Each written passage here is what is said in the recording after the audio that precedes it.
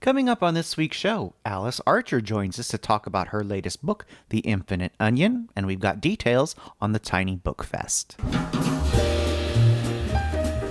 This is the Big Gay Fiction Podcast, the show for avid readers and passionate fans of gay romance fiction. Each week, we bring you exclusive author interviews, book recommendations, and explore the latest in gay pop culture. Welcome to episode 236 of the Big Gay Fiction Podcast. I'm Jeff from JeffAdamsWrites.com, and with me, as always, is my co-host and husband, Will Knaus. Hello, everybody. This episode of the podcast is brought to you in part by our remarkable community on Patreon. We'll have more information on how you can join the community at the end of the show, along with a sneak peek of what we have coming up for you next week. Welcome back, everyone. We're so glad that you could join us for another episode. Someone has some news. Has it become old news yet? Hopefully not. This past week, I released Keeping Kyle, which is my entry in the Hockey Allies Bachelor Bid Romances. All 5 books have now gone into Kindle Unlimited, so if that is where you read your books, all 5 of them are sitting there ready for you to enjoy these hot bachelors getting auctioned off and finding their HEAs. So you can find all those in the show notes page. I'll have a link to the series page so you can pick those up and read them. It's a great time to be reading about hockey since we're not watching any of it on TV right now. So go pick up some hot bachelors. We also wanted to take a quick moment to remind you that the Big Gay Fiction Book Club episode for the month of March is now available, and it was a deep dive episode on Annabeth Albert's Arctic Heat. It's a really wonderful book, and if you haven't read it yet, please give it a try. I've loved all of those books in that particular series, and this one is superb. Highly recommend it. Oh, yeah. That was such a good book. Last week, we announced the book club pick for the month of April is LOL by Lucy Lennox and her sister Molly Maddox. Now, the book club episode for this particular book has already been made available to our Patreon members. Now, if you're interested in learning just a little bit more about some of the bonus extras that our Patreon community members receive, all you have to do is go to patreon.com/biggayfictionpodcast.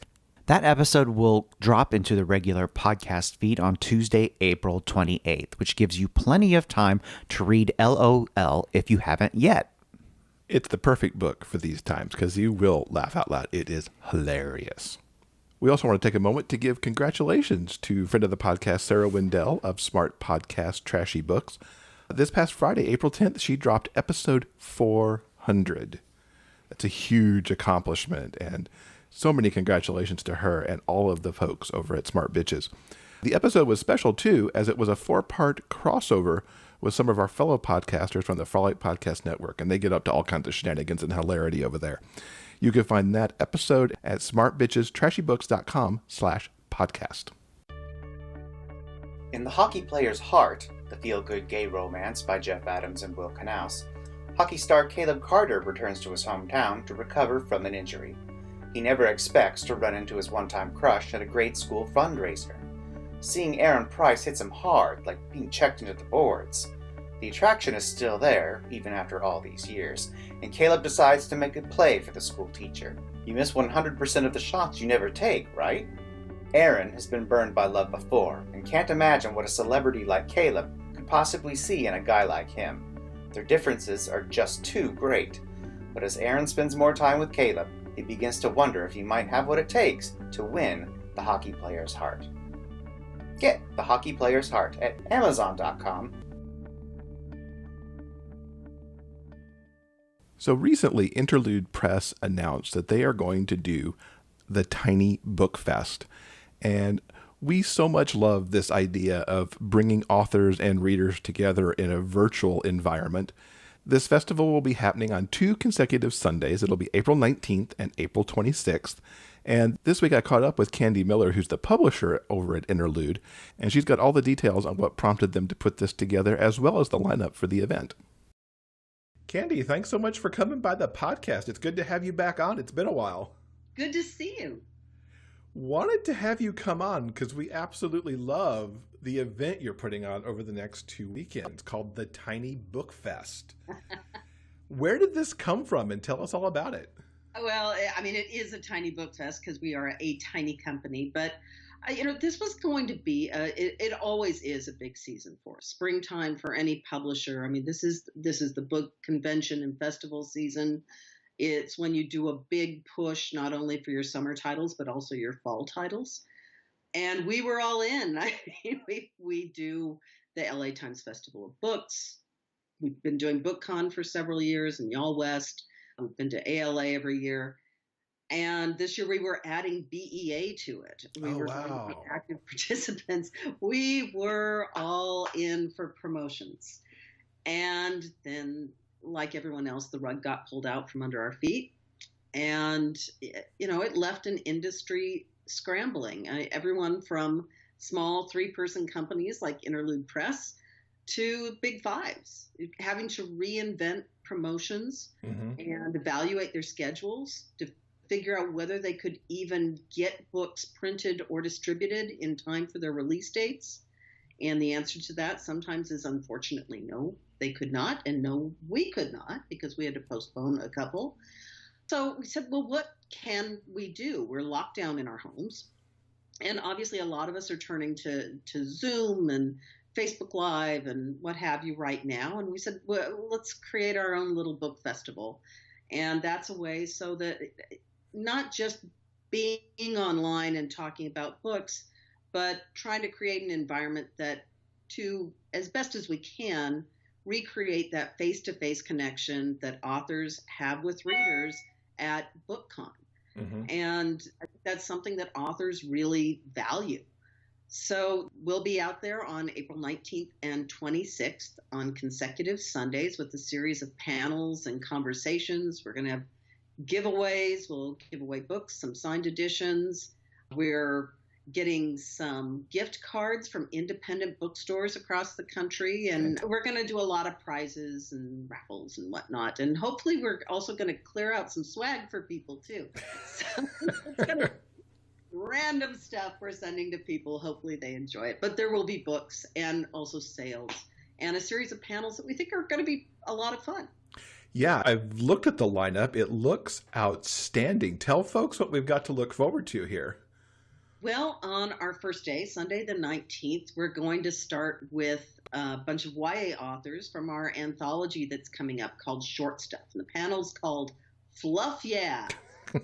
The great title. And the point of it is that sometimes fluff doesn't, have a great reputation. I mean, come on. Of all times in particular, I mean, right now, there is great value in feel-good fiction. Absolutely. And so the authors that include Julia Ember, Jude Sierra, we've got Tom Malinsky and Jen Sternick, who wrote Snow Sisters, and Kate Fierro, who's one of our early authors from 2015, who's come back and written a short story for this anthology. They're going to be talking with Alicia Constantine about the value of feel-good fiction. I think that's going to be a great panel. Yeah, that's going to be good. Because you're right. In this day and age, we all need a little fluff fiction. I go in search of feel-good movies right now, and I will just turn off the news because I don't need the count.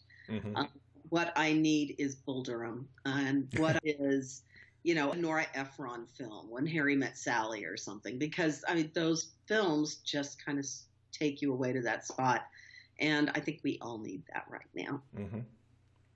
Let's see what else. On the 19th, we'll have Dahlia Adler who will be joining us in conversation with Julian Winters, who has a book coming up called The Summer of Everything. Yep, this is big on my summer reading list right here. Oh, on a lot of people's summer reading list, which is great. And please keep it there. Pre-order it, please. And we know people are. It is truly a feel-good book. If you think of the films like Empire Records, High Fidelity, it's that sort of vibe. It's YA, a kid who's out of high school, getting ready to transition to college, and suddenly adulting just comes crashing in on him in ways that he's not quite sure he's ready for. And it's written in a way that only Julian can write a book. It is a lot of fun. And so he and Dahlia will be talking about that and YA fiction and probably lots of other things. We'll do a little behind the scenes at Interlude Press, just a few minutes, a Q&A if anyone wants to ask about, what do you do to submit? How do you write a book? Are you still in business? Yes, we are. Um, anything anyone wants to ask, we'll be there for a few minutes doing that. And then our final panel is called Location, Location, Location. And it's a collection of authors who have taken setting. And, sometimes you get a book and the setting is almost as much a character in the book as the characters themselves. Mm-hmm. And that's authors Kevin Craig, who's got an upcoming book called The Camino Club, which is set in Spain. And it's a sort of a pilgrimage book, breakfast club if they had to do a massive hike across the country. And it's very good.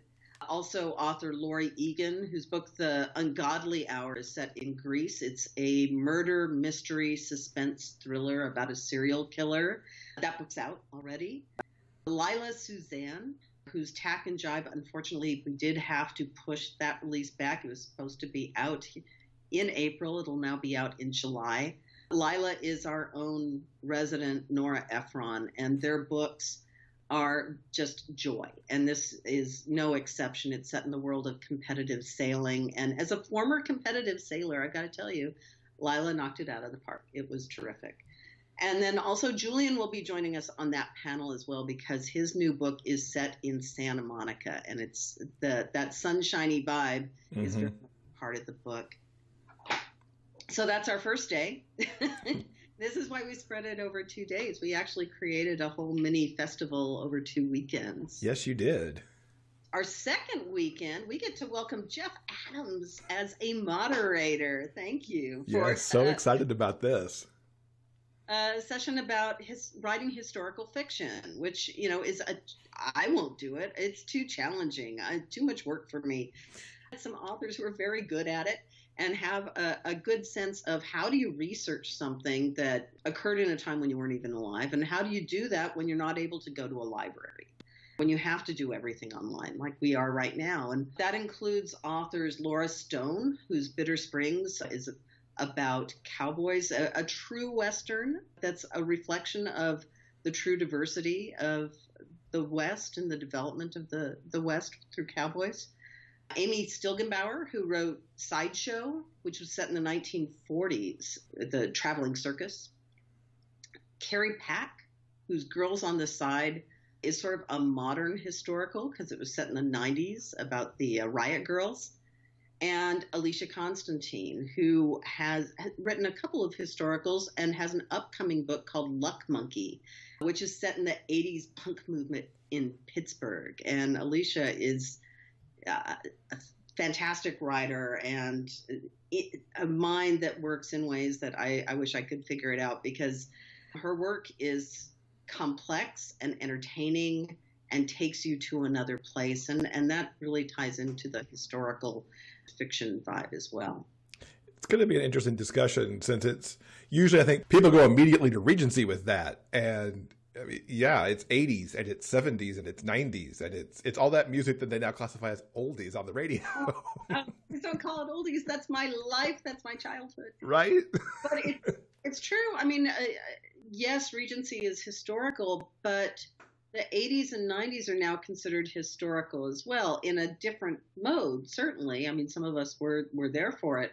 But, we're now talking 20, 30, 40 years ago in some cases, and it was a different world then. So yes, those are historicals as well. So I think that's really interesting to kind of dive deep into what is a historical book that's set, within your lifetime. Yeah. We're also going to have a reading that day from Claire Rudy Foster, who wrote Shine of the Ever. Foster does a great reading. I saw them read here in Los Angeles, and that book is a stunner. So that's going to really, I like that we're able to extend the audience via the internet. And then we're going to have C.B. Lee in conversation with Mallory Cohen, booktuber known as Mallory of Sunshine. And they're going to talk about where the Sidekick Squad is going to be going now that we're getting ready for the final book, which will be coming soon. And CB said that they're ready and to talk about how this ends. So I think that's going to be a lot of fun as well.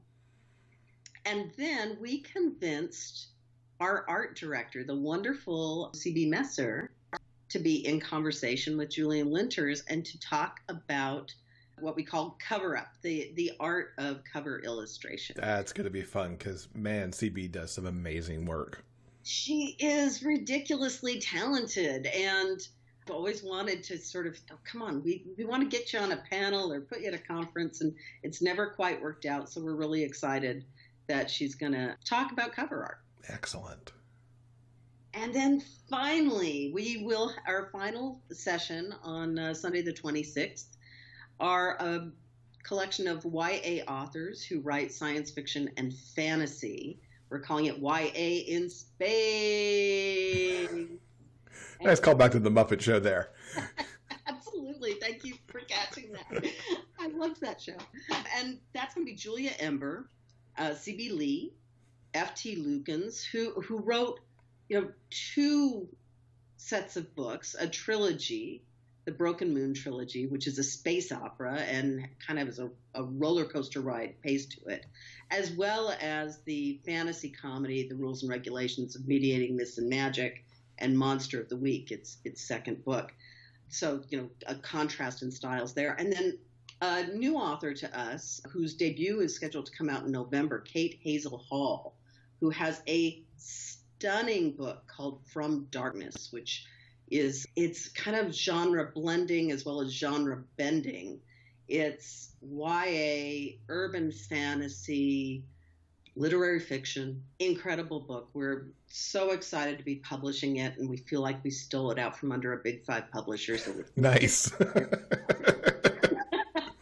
we're going to be in conversation with Alex Brown from Tor.com. So that one will be a whole lot of fun. And we've got some authors on there who are getting ready. They're bridging over to Big 5 novels now. So it's really exciting to see them at this stage of their careers. We're cheering them on from the sidelines and a little weepy too. Sure. We love to keep working with them. But we understand that's where we fit in the world. And, hopefully we're helping authors move along in their careers and giving them a really strong foundation for it. And that's kind of part of what we're all about. Excellent. So this is Sunday, April 19th and Sunday, April 26th. It starts at 1 Eastern on the 19th and noon Eastern on the 26th and runs throughout the day. How can people find this? Where do they need to go? What do they need to do? Okay, it will be online. It will be broadcast via Zoom, and we're going to have more information about how to log into it coming very, very soon. We'll also be simulcasting it to Facebook Live, and if I make the technology work, over to YouTube as well.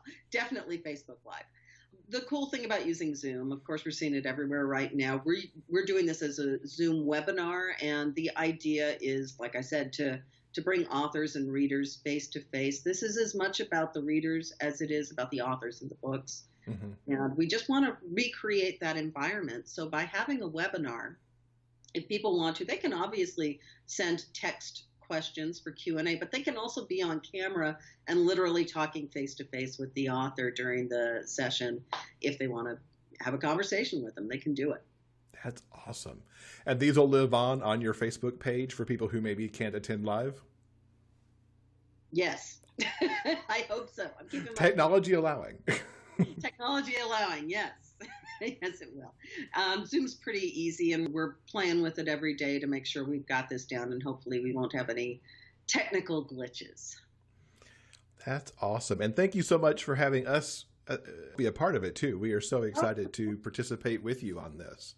So delighted to do that. Really, really happy you can be a part of it. And I just think that this is a lovely way to make sure that authors are still connecting with readers. Like I said, we're going to do giveaways. We also want to promote independent bookstores. And so we're going to go buy a bunch of indie bookstore gift cards, and we're going to be giving those away to people during the course of both days. So not only can you get some books, but you can support indie publishing at the same time. Yeah, indie publishers and indie bookstores all need the help right now.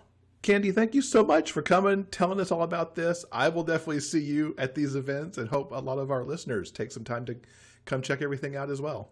Well, thanks for having me. This has been fun. Thanks so much to Candy for coming and telling us all about the Tiny Book Fest. I am so excited for this lineup of authors and panels. I think they've put a great set of programming together. And I am so looking forward to hosting the panel on the historic fiction. It made me feel so old talking to Candy and realizing that the 80s, which is the era that I grew up, is now considered historic. It just makes me feel so very old. And that panel that I'll be doing is Sunday, April 26th at noon. We've got a link in the show notes to the Interlude Press site where you can find the complete scheduling information, as well as to the Interlude Facebook page where you'll be able to join and see all the festivities happening. Did you know that podcasts love to get reviews too? Taking a moment to leave a review about the Big Gay Fiction podcast helps us with the show's visibility online. Please take a moment to visit iTunes and leave a review. Your comments help other readers of gay romance discover this show. Thanks for helping us spread the word about the Big Gay Fiction podcast. So this week we're welcoming Alice Archer to the podcast. She's gotten so much praise for The Infinite Onion.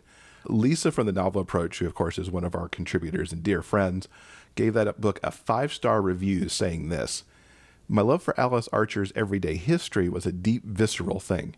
In a sea of contemporary romance novels, Archer's characters and their problematic entanglement stood out as something just that little bit different, and her lush and lyrical writing style clicked with me in a way that left me at a complete loss for words to describe it. It appears lightning has struck twice now with The Infinite Onion." I had a great time talking to Alice, and I think you're going to enjoy this interview where she talks about this book and her previous writing and how she got started. Alice, welcome to the podcast. It is so great to have you here. Thank you. It's so great to be here. Thank you for having me. It's our pleasure. At the end of March, you released your latest book called The Infinite Onion. Tell us all about the story of Grant and Oliver. Well, Grant is a big surly question mark. That is a great description. I love it already. He doesn't know what the heck is going on with his life. And sadly, he sort of doesn't care. Oliver, the other main character, he hasn't questioned anything in years. So there's a crash that's about to happen between these two. And Grant has been heading toward homelessness for a while. He loses his job due to an uncharacteristic foray into being creative, which turns him off on creativity in general. And that's his perspective. Therefore, he also loses his crap motel room, and that sends him looking for somewhere to stash himself while he figures out what to do next. He squats on his ex-brother-in-law's property until he gets kicked off of there. And so he's in a state of, full belligerent survival mode. All of his familiar, though shoddy, structures are fallen by the wayside recently. And then he meets a man who has everything: a great home, a cushy life, friends, and he's an artist. He's creative. This is not, at first glance, a match made in heaven. So that artist his name is Oliver, and he's an eccentric. He's been living on autopilot for quite some time.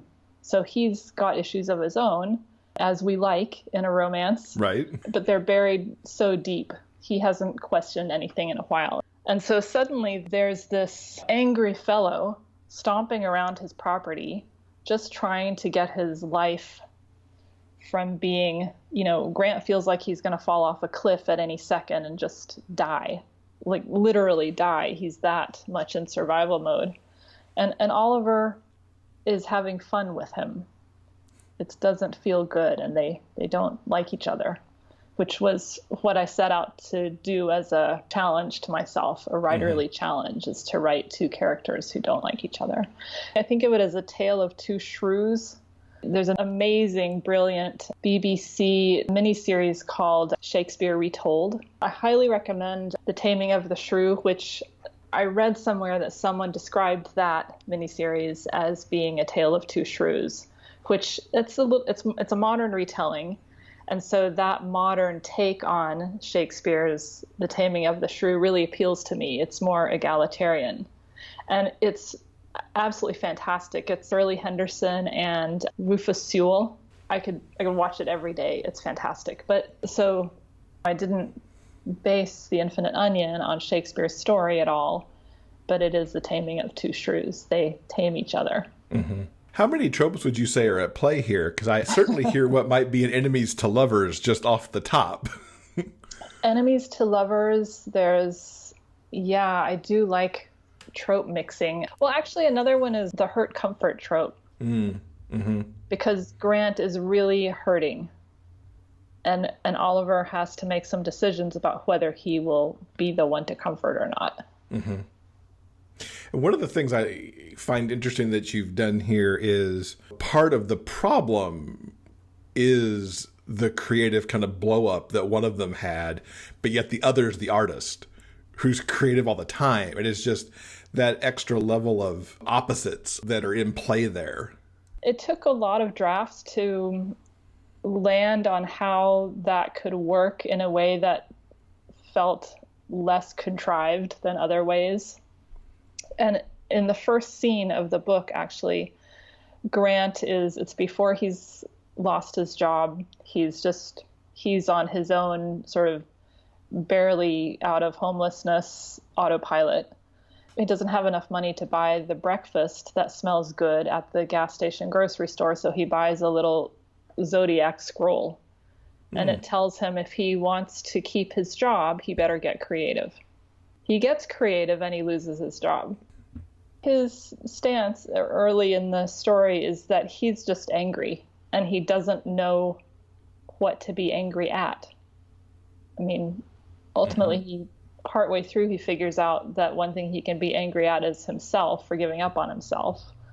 But it's way too early for that in the early part.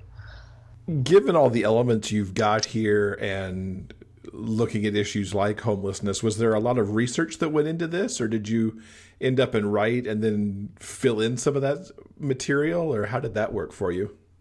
Yeah, every book is different, and I have a small data pool.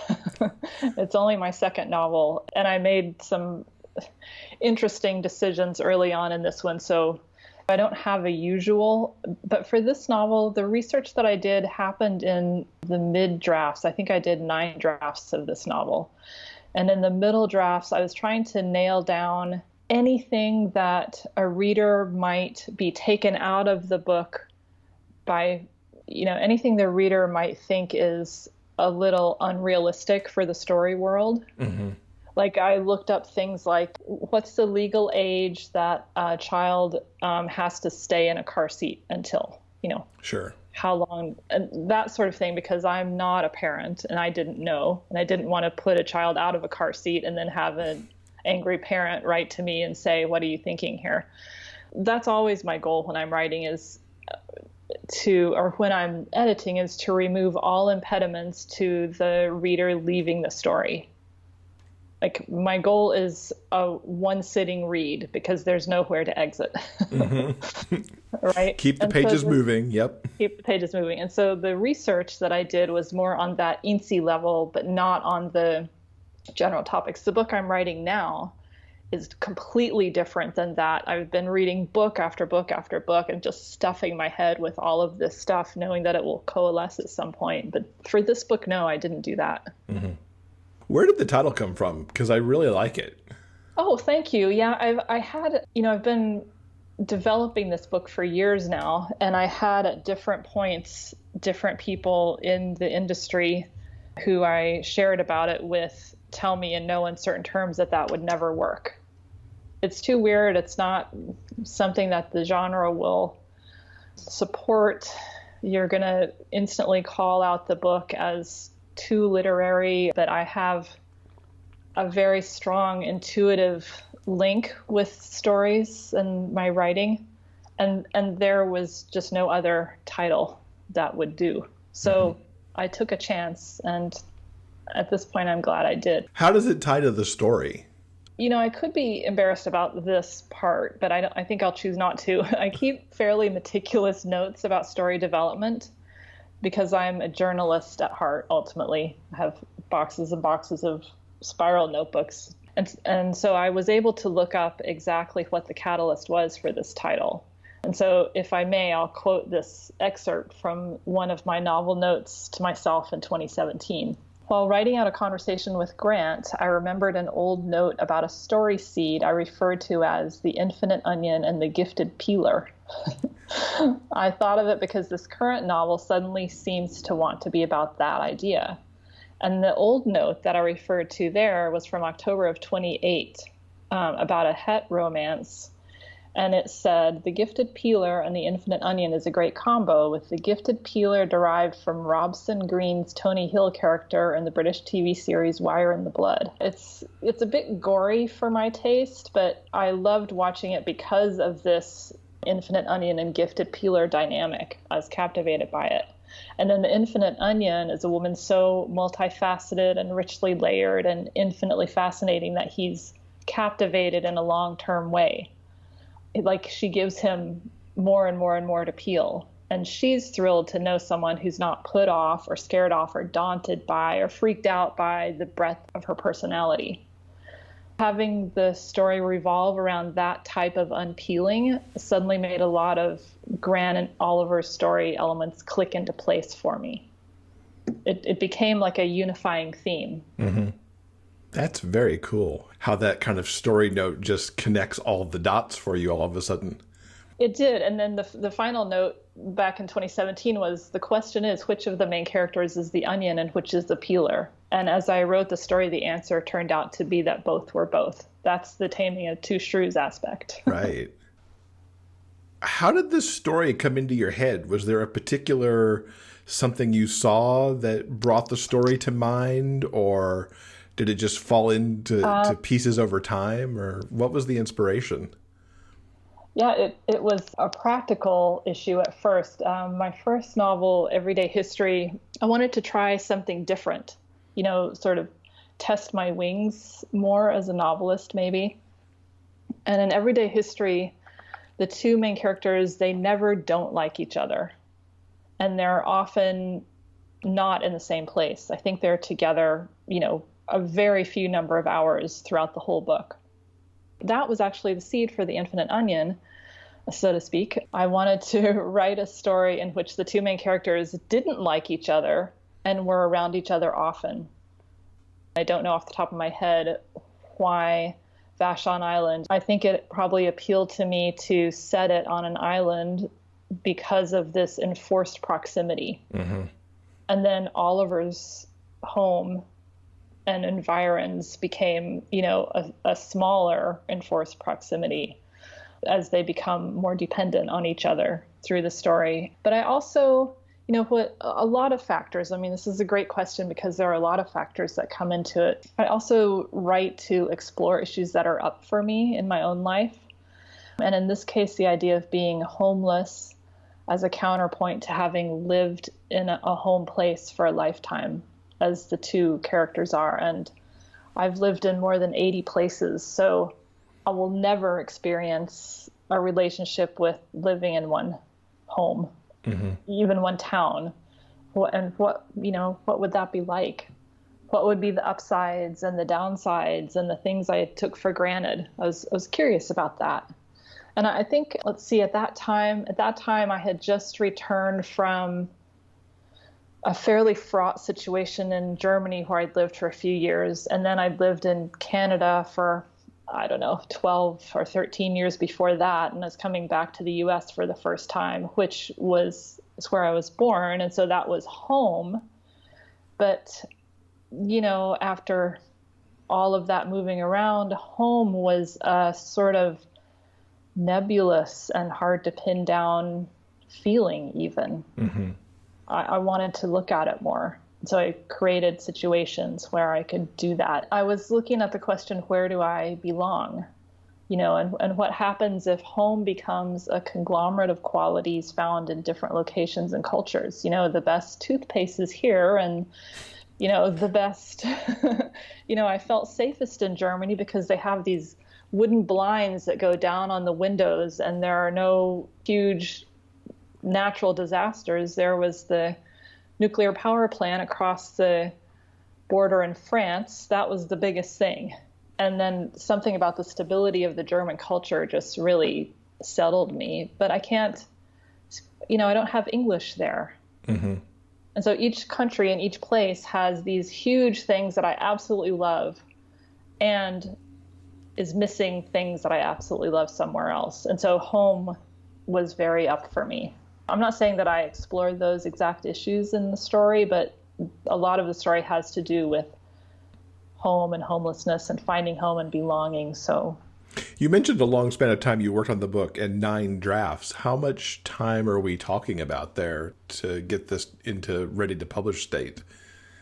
3 years. But the last 2 of those were while I was working a super full-time job. Mm-hmm. I would get up at 6 or 7 and work until 9 every single day. Like I think for 2 years in a row, I did every single day, just plugging away at it. Mm-hmm. Congratulations on finally getting it out into the world. That's awesome. Thank you. You made mention of Everyday History, your first novel. For those who may not be familiar with that, tell us a little bit about that book. It was a similar exploration of themes that were up for me at the time I wrote it. I wrote it while I was in Germany in 2014, I guess. And that took a while too. I was in a long relationship that was past its expiry date, and I made the very tough decision to go for both of our sakes, to save the friendship, basically. And I was really craving acceptance for who I was, for, an internal acceptance of my true deep self, and I wasn't finding it. But I thought maybe I could write it. I could write to connect with myself. If I wrote a story, that would help me. And so I started this story that turned out to be Everyday History, but I wrote it to heal, and I did. Henry, one of the 2 main characters, he's a museum curator who loves his work and his life. He's respected and accomplished, but lonely. And Reuben is a former high school student of Henry's who's got a crush on him, his first crush on a man. They do a dance of growing on their own while they try and imagine being together. I used a lot of different tools, not because I was trying to be, cute or something. Like there are interviews and emails and stuff like that, but because I write super viscerally, I almost bypass my brain in a way. And that was how they needed it to be told. I'm not saying the characters are the boss, but I consider my job as I'm writing as truing. Is this the true story? Mm-hmm. And I get it wrong, and that's why I revise. And then Executive Decision it's a longish short story, which I published as a separate book, and I give it away as a bonus for joining my reader newsletter list. It's an alternate universe setting that gave me the freedom to zero in on and focus on the main themes of career and choices around careers and livelihood that I wanted to explore without, having it to be longer story. Mm-hmm. And that character is a man named Dar. He builds stone walls, and he's an expert at it, but he's gotten into a tight situation with his contract. And in this alternate world, that could mean some enforced action with dire results, even death potentially. But then he meets Pierre, the owner of and CEO of a trans-world transportation empire. So one character struggles for empowerment in his career, and the other character struggles for a life outside his career. And it's a romance with a happy ending, so they help each other figure it out. Nice. Yeah. And we'll definitely put a link in the show notes to your email list so that people can sign up and get that as well. What got you started on this fiction writing path? You mentioned you're a journalist, but of course, being a journalist and being a fiction writer are 2 different things. They are. Yeah, I think honestly, the fiction writing desire was always there in the background, but I had to dismantle over decades I guess the best way I can think of them as the should structures that kept me from believing it was okay to prioritize what I most wanted to do rather than pushing it aside for later / never. But all the writing I'd done before I started trying to write fiction, or novels especially, I can feel myself relying on that as I write the novels. So, I mean, I don't remember a time when I wasn't writing something. There's this, I'll send it out to my newsletter at some point. There's this black and white photo of me at about age 3 in my white nightgown and my bare feet. And I'm standing at an overturned laundry basket with a pencil poised to write over this sheet of paper. And I've looked up from my work to send the photographer, who was undoubtedly my mom or dad, a look that clearly says, well, what do you want? Can't you see I'm busy here? Sounds like it could have also been your very first author headshot. Yes, absolutely. Yeah. And so over the decades, I've written, stories and poetry and creative nonfiction, some of which was published, and a first draft of a het romance, which honestly, I only finished because I had contracted with myself that if I wrote through to the end, I would buy myself all 3 extended play Lord of the Rings DVDs. And I really wanted them, so I wrote through to the end. It was a powerful self-contract you had there. Yes, I know. So, yeah. And you've got a section on your website as to why you write romance. Can you tell us what was the catalyst that got you started there? Yeah, it's a mystery. It's an interesting thing, and I find the trend, and especially the degree of the numbers about women writing romance, I find it utterly fascinating. I mean, do you? Or what's your take on it? Yes and no, in that it's romance, and romance has historically, for better or worse, been something that women read. Right. So to me, it makes a lot of sense that trajectory continues. But of course, there's been a lot of discussion too on why it resonates so much. And I've read through some of that material. It's like, yeah, everything I see there makes sense. Everything from I like romance, so I'm just going to keep reading romance regardless of what the pairing is, to that there's a little something to it if there's not a woman in the story, because then she's not projecting herself into it because it is 2 men. Yeah. A lot of those resonate with me, and The Infinite Onion is about layers, in part because I like to say I'm built for depth, not speed. I will keep looking further in long before I will take my head out of the hole and start looking around. So I keep going deeper on the issue. Some of the things I found and resonated with, I put in that article that you're referring to on my website. But to answer the question, when I was living in Germany, I went through toward the end there when my relationship was in the process of ending, and I was in the process of reclaiming myself, or, internally. I went through an up level of sorts regarding my honesty about what was going on inside and who I was and what I wanted. It was not a pleasant time. I was also running out of money and facing starting over on my own and uncertain about most things. And so I did something fairly radical. And Alice Archer is my pen name. We can put in the show notes a link to an article I wrote about this, what I'm just about to tell you, that gives some more detail. It's in my legal name, which is fine. I'm coming out as my pen name and my legal name right here. You got it first. Exclusive right here on the podcast. Exclusive, yeah. It's time. And as an aside, I only used a pen name, or use a pen name, to manage the marketing, because in my legal name I have a career as an editor, so that just keeps things separate. So I did this, for me, radical thing, which is I made a contract with myself again. And it was a contract for a vacation. I couldn't afford to go anywhere, but I was up to here with overwhelm and the internal maelstrom, and I couldn't figure out a way to help myself sort it out while I was still living with the person that I was in the relationship with that was not going to happen. And so I wrote a vacation agreement, which I signed and dated and considered I will absolutely do this, binding and official. And it stated super clearly what I would and would not do during my vacation, which would run from late October through January. So I was self-employed then, as I still am. And I agreed to finish all my work by 1 p.m. Monday through Friday, no matter what. And I was not allowed to strategize or speculate about my future. I was allowed to stay up as late as I wanted to.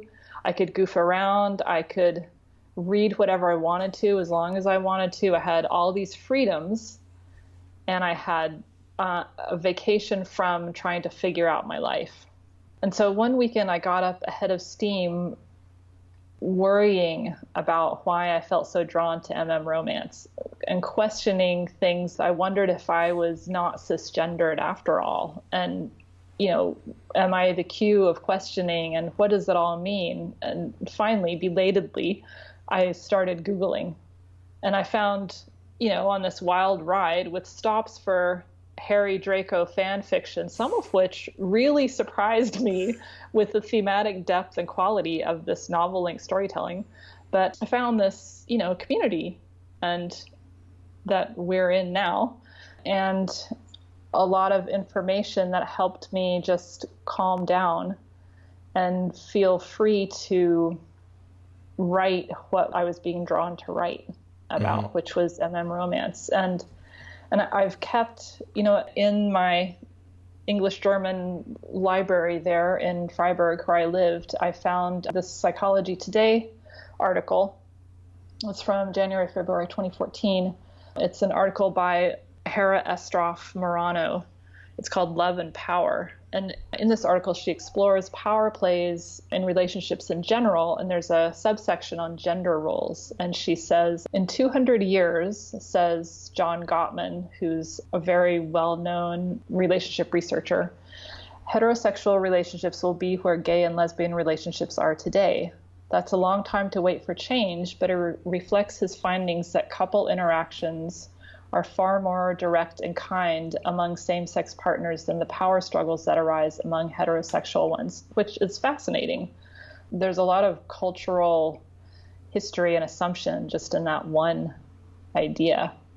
And then Gottman did a 12-year study of same-sex couples that revealed, obviously, similarities in the ways same-sex couples operate as compared to heterosexual couples. And he says, but research has shown that there are also some qualities of strength, like humor and the ability to calm down during a fight, that are especially key to same-sex couples. Things like that make me feel and conclude is that, I'm doing this to bring the future forward. Like, I don't want to wait 200 years to have relationships that are like that, that are more kind and more able to be calming me down during a fight. So just another facet of the whole. That's fascinating, because you had some of that very quote you just gave us from that Psychology Today in the article I read on your website about why you write this. So I like how all that, ties itself back together. And certainly we could all use more kindness these days, for sure. So it's great that you're writing into the future too, and trying to push it that way.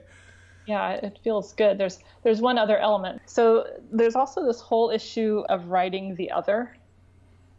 Lauren Bukes, she's an author. I really like her take on writing the other. She says, unless you're writing an autobiography, any character you write is going to be the other. and so if there's a characteristic that's different in the character that's being written, then, and she says, people are different. There are things we don't get about each other. Usually it's because we haven't asked. So ask and then write. And I really like that as an MO for exploration. Ask and write. You mentioned Harry and Draco fanfic. Yes, let's go back there, shall we?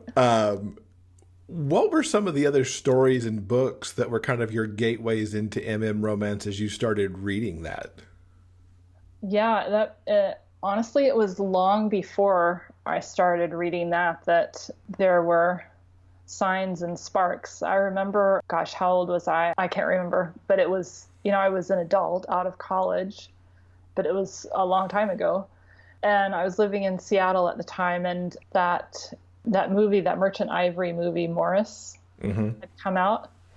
And I went to see it, and I just remember sitting there, like my heart was just bursting. Like I couldn't understand what I couldn't understand. It's like, yeah, it was a great story, but like these people and the society, and like, ouch, seriously, ouch. And I went back, I got sick the next day, like with a bad cold, but the movie, it was only on for one more day, and I walked in the rain to go see it again because it was back in the days when it wouldn't be out on video for a while. So I had to go do that. So it's almost like that's when the questions started. And then there was Brokeback Mountain. I know you asked about books, but I'm giving you the full media answer. Sure. Then there was Brokeback Mountain, which got my attention in this regard as well. And that, I can't tell you how many journals I filled with analysis and all manner of exploration and self-exploration and writing alternative happier endings and just trying to figure out, a lot of it was just trying to figure out why I felt that was so compelling. And as a small aside, I do some studies about shamanism, and shamans believe that our experiences are contracted. If there are any shamans out there and I've gotten that wrong, please go to my website and send me an email and correct me. But I'm a dabbler, not an expert. And so that helps in a way, because it's almost like I contracted to come here and write male romance novels, and I'm still trying to understand the why. And then I have over the years read E.M. Forster's Morris and other books, fiction and memoirs by gay men, and then also Suzanne Brockman's novel Hot Target, which she prefaced with her plea for inclusion and dedicated to her gay son. The short answer, now that I've told you the long answer, is that that's what came out, so to speak. When I finally sat down to write a novel after the Lord of the Rings reward, the novel I wrote became everyday history, and that's my path, apparently. We don't often hear ones that quite take that trajectory either, so it's good to get that kind of perspective too. How can people keep up with you online to keep up with everything else going on? On my website, alicearcher.com, it has all the details, including a subscription to the newsletter and Executive Decision for free and social media links. But I feel like this is a good time to say that I'm so new at all the public-facing stuff. I'm still learning how to do social media and other basic things. So bear with me as I get through the learning curves, and it's happening. And I'm very interested in connecting with readers. So please feel free to contact me however's comfortable for you. Awesome. We'll put links to your site and your social media into the show notes as well, so that people can keep up, both with how The Infinite Onion rolls out and, of course, as the new stuff comes along as well. Thank you. Thank you so much for being with us, Alice. It's been awesome talking to you. You're welcome. Thank you for being here. I love what you guys are doing. This week's interview transcript has been brought to you by our community on Patreon. If you'd like to read the author interview for yourself, you know where to go. That's right. It's going to be the show notes page at biggayfictionpodcast.com. And thanks again to Alice for coming and talking to us about The Infinite Onion and her other works. I learned a lot in that interview, and it was just a joy to talk to her and learn more about her process. All right, I think that'll do it for this week's show. Coming up next week in episode 237, we've got the voice of the Wyborn and Griffin series. Narrator Julian G. Simmons is going to be joining us. Yeah, it was wonderful talking to Julian. He's got such a varied background, from not just the audiobook narration, but he's had a film, TV, and stage career. He's also a writer in his own right. So I think everybody's going to be interested to hear a little bit more about this guy who has narrated this very popular series. Remember, no matter where life takes you, the journey will always be sweeter when you have a book. Until next time, everyone, please keep turning those pages and keep reading. Big Gay Fiction Podcast is part of the Frolic Podcast Network. You can find more shows you'll love at frolic.media/podcasts. New episodes of this show are available every Monday wherever you get your podcasts. You can help support this show with a monthly pledge through Patreon. For more information about joining our community and the bonus content we deliver, check out patreon.com/biggayfictionpodcast. I'm Kurt Graves. Thanks for listening. We'll see you next week.